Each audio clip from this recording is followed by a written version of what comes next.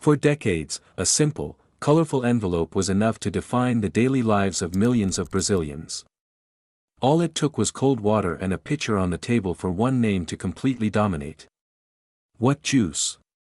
What seemed like just a powdered refreshment quickly surpassed that definition, transforming into a habit, a common phrase, an automatic reference. For many, talking about powdered juice simply meant talking about Kisuco. However, few know that this story didn't begin in Brazil. It all started in the United States. Only later did this idea cross borders and arrive in Brazil, finding the perfect environment to become a phenomenon. In a short time, it solidified as a symbol of an entire era. Yet, it was precisely then that everything began to change. As time passed, new competitors, market shifts, and strategic decisions started to weaken what once seemed unshakable. Gradually, Kisuco lost ground, disappearing from shelves and ceasing to be a protagonist, becoming for many just a nostalgic memory. And so, the inevitable question arises: how did one of the most popular powdered juice brands simply lose its place? What happened to Kisuco? That's what we're about to discover.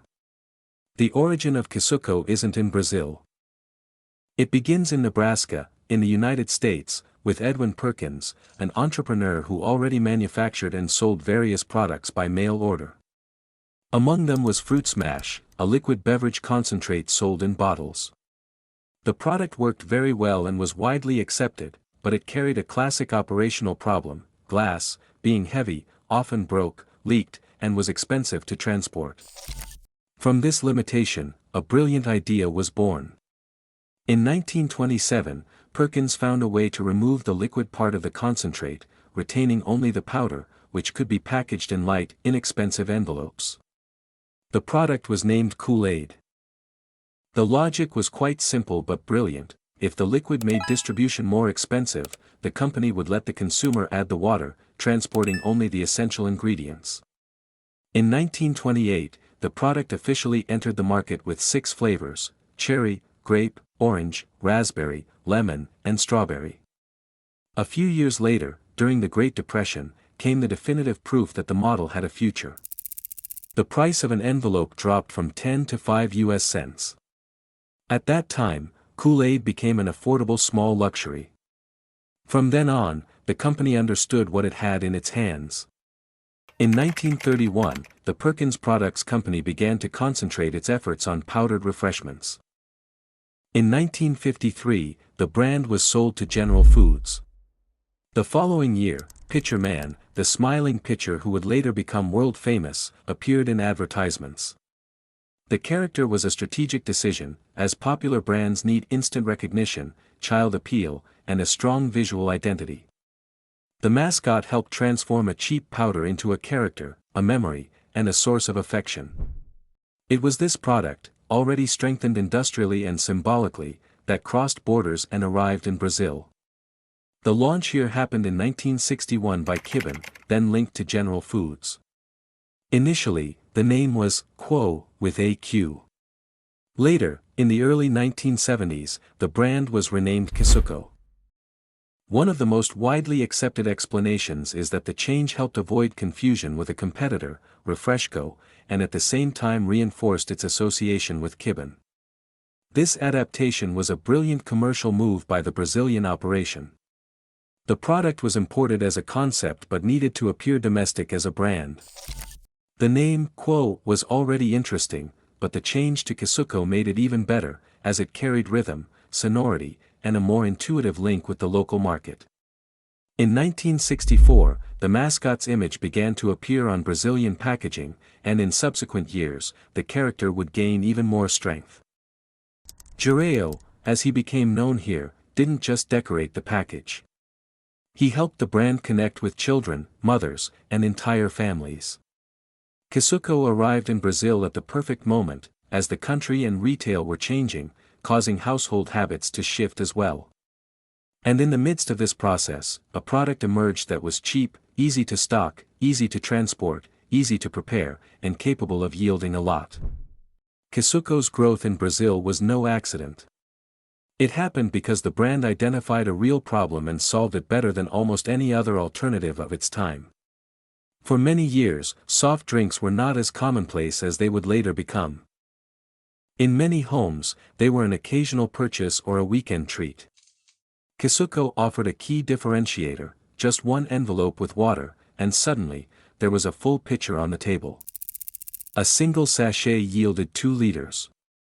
This was decisive, not only because it was cheap but because it created a very concrete feeling of abundance. For larger families, for children at home, for afternoon snacks, the product seemed to multiply value within the kitchen. This detail was fundamental to the brand's ascent. Kisuco, in addition to selling flavor, sold yield and accessibility, giving consumers the impression that with little money, it was possible to put more juice on the table. The packaging itself taught how to prepare the refreshment. This might seem common today, but in that context, it helped educate the market. Powdered juice was still a novelty for many. The brand couldn't assume everyone would understand how it worked. So, it did the complete job of introducing the category, teaching the ritual, and at the same time, associating all of this with a playful and joyful universe. That's when Jiraiya became more than a mascot, he became a symbol of an experience. The preparation was almost part of the consumption: opening the package, pouring into water, sweetening, adding ice, stirring, and serving. Throughout the 1970s and especially in the 1980s, this logic exploded. Official brand materials and historical accounts converge on the same point: it was during this period that Kisuco reached its peak and became synonymous with the category in Brazil. When a brand reaches this stage, it transcends advertising and enters popular vocabulary, meaning the brand is remembered not only by those who bought it but by those who grew up seeing, hearing, and consuming the product at home. Its ascent was also favored by a powerful operational advantage. Unlike ready-to-drink beverages, powdered refreshment occupied little space, had much simpler logistics, could travel well across the country, and reached retail at a competitive cost. In a continental country with unequal income and complicated infrastructure, this was a gigantic advantage. There was also the strength of its communication. The character, the jingles, the vibrant packaging, and the light-hearted language helped the brand establish an emotional connection. Kisuco didn't aim to appear sophisticated, and that was part of its success. It positioned itself as a joyful, accessible, and family-friendly product, never trying to seem distant from the consumer. This point is important because it explains how the brand became so big. Kisuco became extremely popular because it fit within people's budgets, tastes, and daily lives. It was a product with enormous potential, and for this reason, it managed to build a true empire. However, there's a trap in this kind of success. When a brand wins too much by solving a specific problem extremely well, it can become complacent with its own formula. And Kisuco's story begins to turn precisely when the consumer's problem changed, and competition was no longer just about price. What destroys a popular brand is almost never a single blow. More commonly, it's a sum of obstacles. First, market changes can occur, then distribution patterns shift, then consumption habits evolve. And by the time the brand notices, the space that seemed to be hers has already been occupied by another. This is what began to happen with Kisuco. In the decades when the brand grew, the simple fact of yielding a lot and costing little was already a very strong proposition. However, over time, the powdered beverage market became more sophisticated and competitive. It wasn't enough to just be cheap, it was necessary to innovate formulas, communicate benefits, gain national distribution scale, negotiate better retail exposure, and respond to a new consumer increasingly surrounded by other options. And these options grew powerfully. Soft drinks became more widespread. Furthermore, ready-to-drink juices gained ground.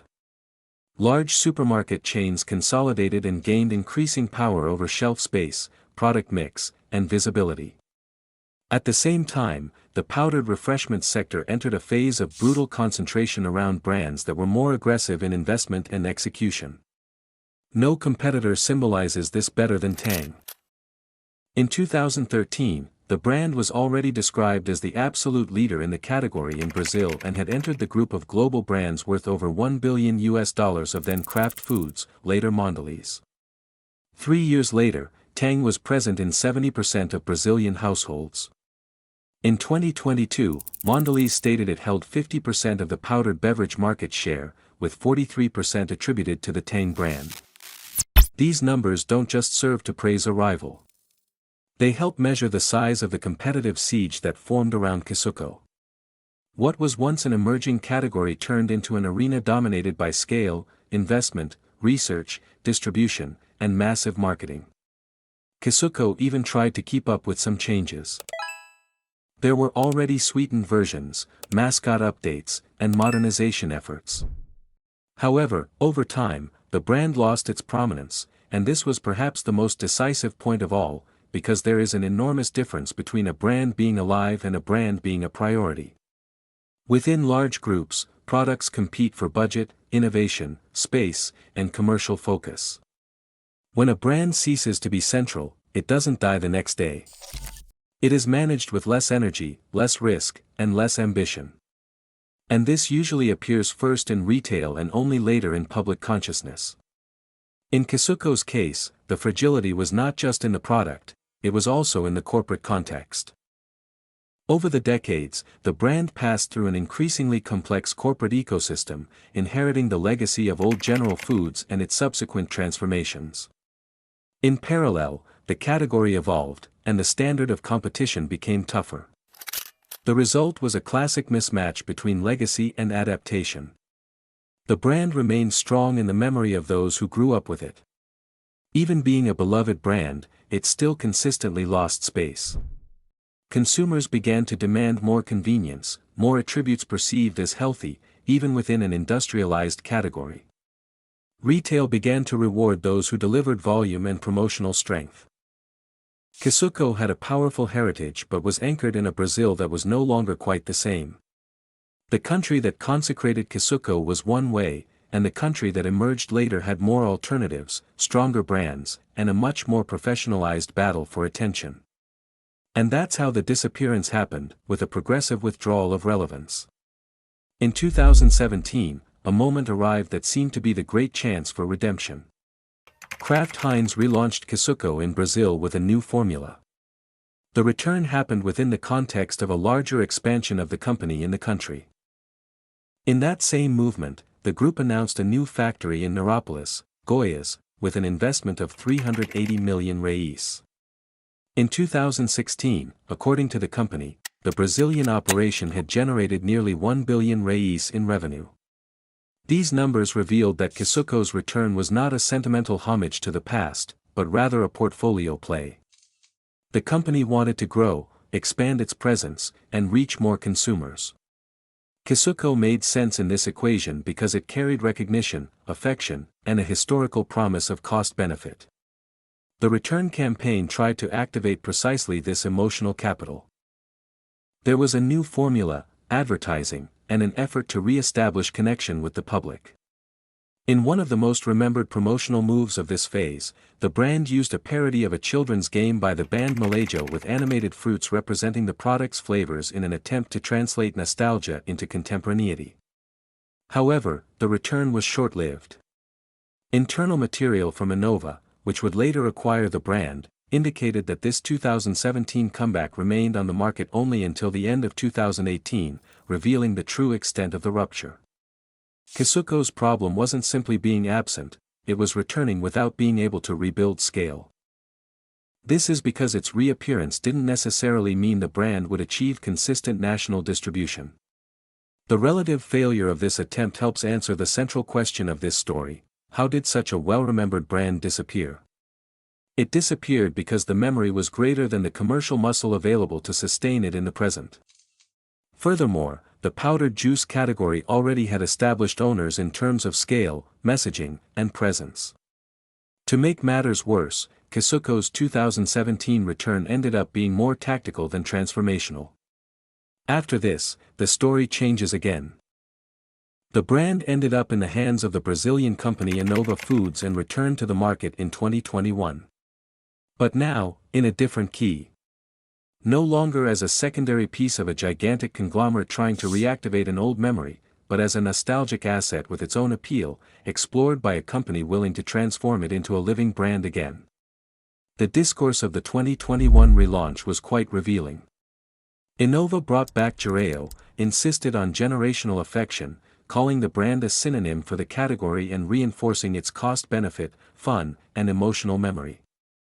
In other words, the company understood that Kisuco's main remaining asset was not current leadership, but accumulated remembrance. However, the return came with clear signs of a different time. The brand's communication speaks of an already sweetened product and a yield of 1 liter. In other channels, especially those related to Innova's initial relaunch, references to 2 liters and a portfolio of up to 10 flavors appear.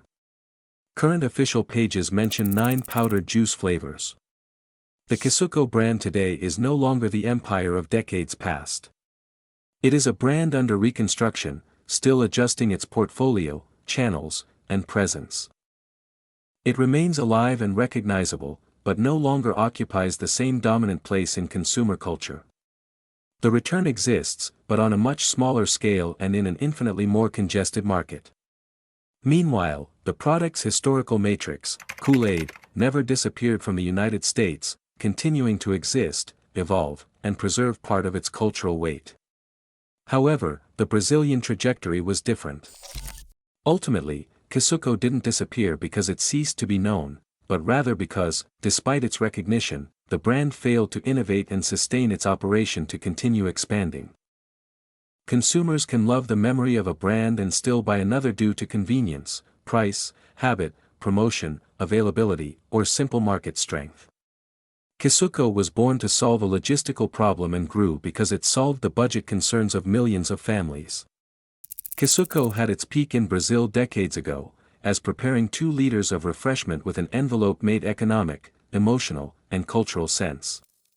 However, it eventually lost strength when Brazilian consumption changed. Competition professionalized the dispute, and the brand, for a long period, failed to keep pace with this transformation. Today, its return has value, but it is no longer the same as when it led the entire national market. Kisuco didn't disappear completely. The market simply stopped needing what was once a habit. Thank you for watching.